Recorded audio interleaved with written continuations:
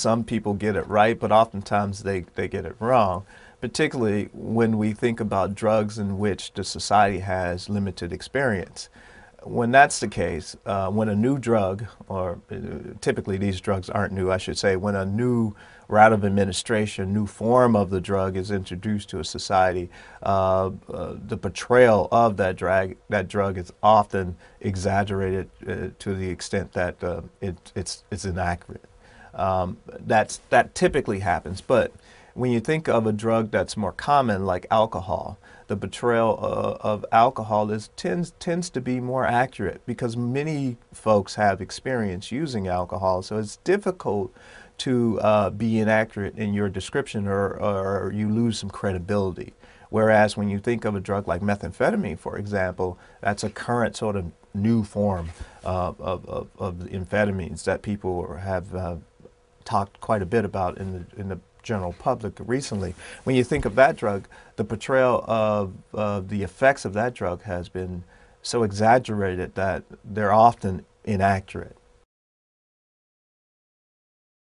When you associate, typically when you associate drugs with a specific group, you may be doing it for a purpose, but clearly you are limiting the scope of the users, or the example that you gave regarding The Wire, and I think the primary drug that they talk about on The Wire is cocaine.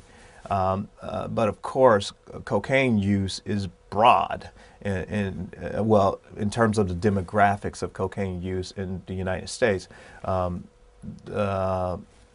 Many groups use cocaine, not just poor, impoverished people. There are folks here in New York on Wall Street, as we have heard, use cocaine. There are other places where people in Hollywood use cocaine. So to focus exclusively on this narrow sort of subset of user is limiting, of course. Nicotine, a couple milligrams is enough to kill you if it's just pure nicotine. So that's really dangerous. But people still have figured out how to use the drug safely. And so when we talk about dangers, we have to be clear about what we're talking about. So when we think about dangerous, alcohol withdrawal, people can die from alcohol withdrawal. If folks have been abusing alcohol for extended periods of time, then they go through withdrawal, they could actually die. But in the movies, we oftentimes see heroin withdrawal being portrayed as being excruciating, agonizing pain. People don't die from heroin withdrawal. So in terms of danger, you can see that alcohol is potentially fatal. That's dangerous.